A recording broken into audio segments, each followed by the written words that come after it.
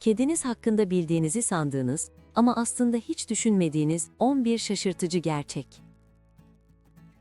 Hiç durup kedinize gerçekten ne kadar özel bir canlıyla yaşadığınızı düşündünüz mü? Birçok insan kedileri gizemli, sessiz ve kendi dünyasında yaşayan varlıklar olarak görür. Ama gerçek şu ki, kediler yalnızca gizemli değil, aynı zamanda doğanın en ince ayarlanmış canlılarından biridir. İşte kedinizle aranızdaki bağı daha da derinleştirecek, onu bambaşka bir gözle görmenizi sağlayacak 11 şaşırtıcı gerçek. 1. Kedinizin burnu, onun kimlik kartıdır. Her kedinin burnundaki çizgiler, kabartılar ve desenler kendine özgüdür. Bu desenler zamanla değişmez ve başka hiçbir kedide birebir aynısı yoktur. Yani kedinizin burnu, onun dünyadaki tek ve benzersiz imzasıdır. Bu yüzden kediniz yüzünüze yaklaştığında, aslında size "ben buradayım" demekten çok daha fazlasını yapar. Size kim olduğunu hatırlatır. 2.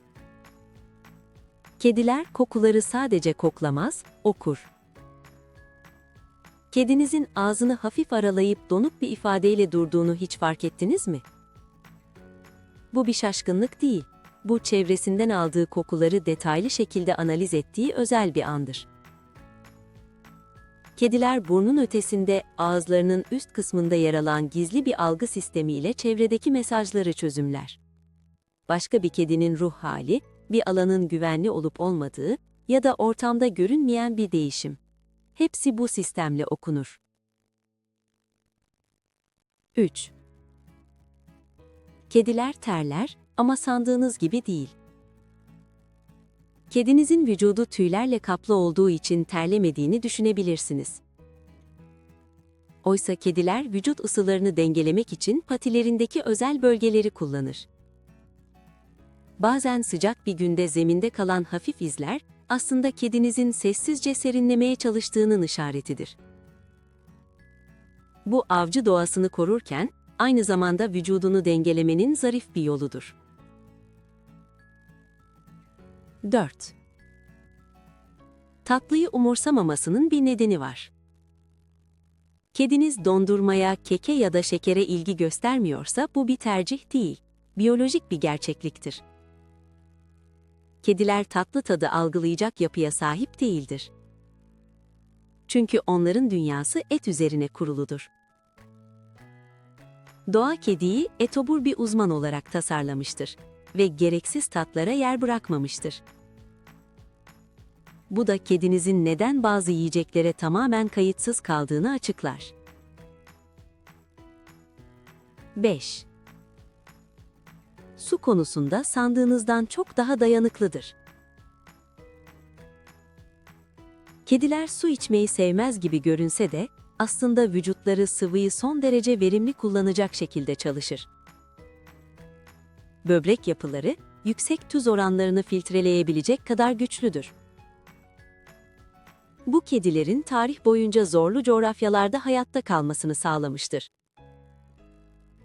Yine de ev kedileri için en sağlıklısı her zaman temiz ve taze sudur. Çünkü güçlü olmak, sınırları zorlamak zorunda olmak anlamına gelmez. 6. Kedinizin bir baskın patisi vardır. Dikkatli bakarsanız, kedinizin oyuncaklara uzanırken ya da bir şeye dokunurken hep aynı patiyi tercih ettiğini fark edebilirsiniz. Bu rastlantı değildir. Kediler de tıpkı insanlar gibi bir tarafı daha aktif kullanma eğilimindedir.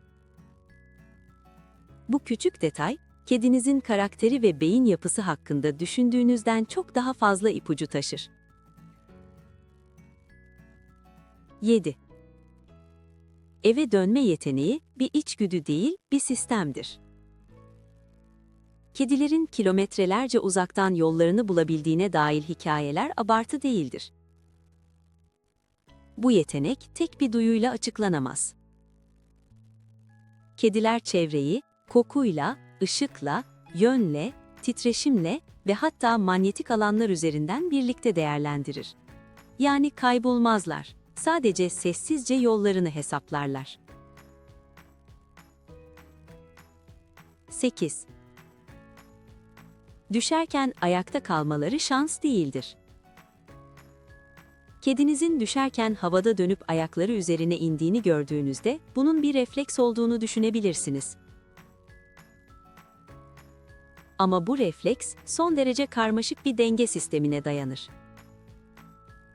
İç kulak, esnek omurga ve kas kontrolü kusursuz bir uyumla çalışır.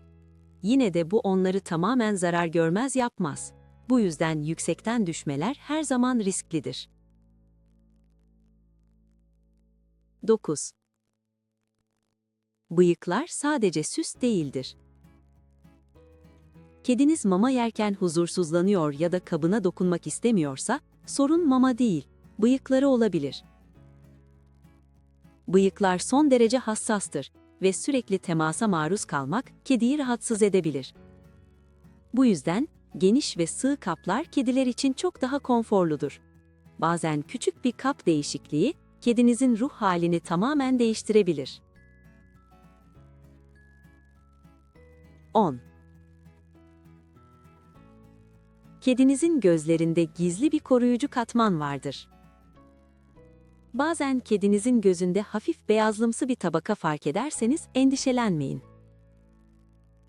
Bu gözleri koruyan natürel bir yapıdır. Normalde fark edilmez ama gerektiğinde devreye girer. Tozdan, rüzgardan ve ani hareketlerden gözleri korur. Kedinizin gözleri sadece güzel değil, aynı zamanda son derece iyi korunur. 11. Kediler dünyayı bizden daha fazla hisseder.